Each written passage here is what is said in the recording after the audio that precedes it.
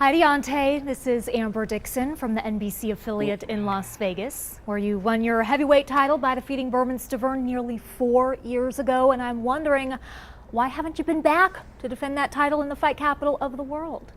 I mean, that's a good question, There's been so many other things going on, so many other locations that's been interested.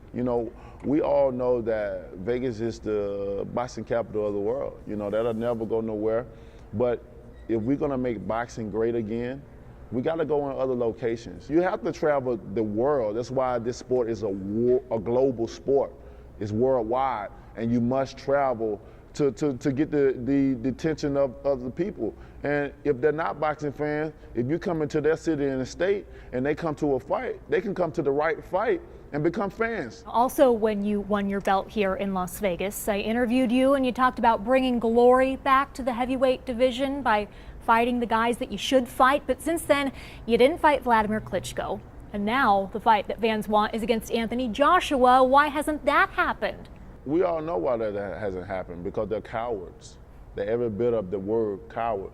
The fight could have happened, just like he could have fought a lot of the top guys in the division, but he didn't.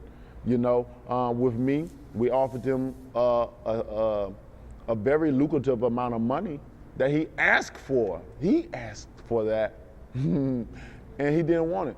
Then they lowballed me with a low offer that they didn't think we would accept. But I was very confident that I would beat him, and when I accept, they didn't want to do it. So that just tell you about their character and what they're trying to do. But we ain't worrying about them no more. This is the biggest fight in the world. This is right here is going to determine who's the best in the heavyweight division.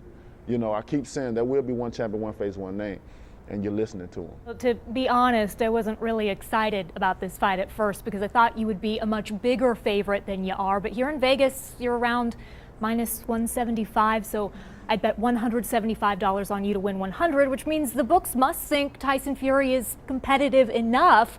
What kind of problems do you think he could pose for you? He's tall. He have a weird style, and that's the only thing about it I see about him, being tall with a weird style. When you have an awkward style, it can become challenging to the other opponent if he can't adjust to it. But I'm well experienced. I'm probably the most experienced heavyweight in the division, period. So there's nothing that he's gonna be able to bring to the table that I probably haven't seen before. And with the story that he's coming with, people are feeling it, especially in America, when you're talking about mental illness and depression and drug abuse and losing weight. America is so diverse. There's so many people here for so many different countries that can relate. And he's selling that story. Although he did that to himself. No one made him do that. He chose to do that to himself.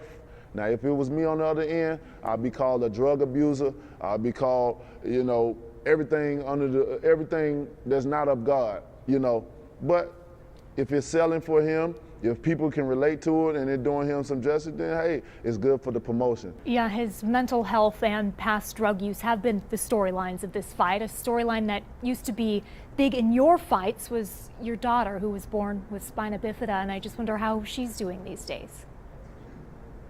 Man, my baby girl is doing amazing. She's 13 years old now, so she's a teenager now. You're always gonna call your kids your babies, because that's what you see in your eyes and in your heart, that they're your babies, And now that she's 13 years old, she's an amazing teenager, She's very independent, as she's always been ever since she was a little girl. She did the unbelievable, the unexpected. When doctors said she'll probably never be able to walk, probably never be able to have a natural childhood ability or learning. But I tell people all the time, when God got his hands on you, then he got his hands on you. And he had his hands on my daughter, and she's doing amazing. And I still fight for her, as long as the other that I've added to the family as well, too. That's why I feel no man would be able to beat me in the ring, because I'm not doing it for myself. I feel like self is selfish. But when you have someone to do it for, and you really mean it, and you're very passionate about doing that, and you don't want to let them down, then you're going to bring a different caliber of a person. So I can't wait for this fight. Thank you, Deontay. Wishing you much health. Thank you so much, and blessings.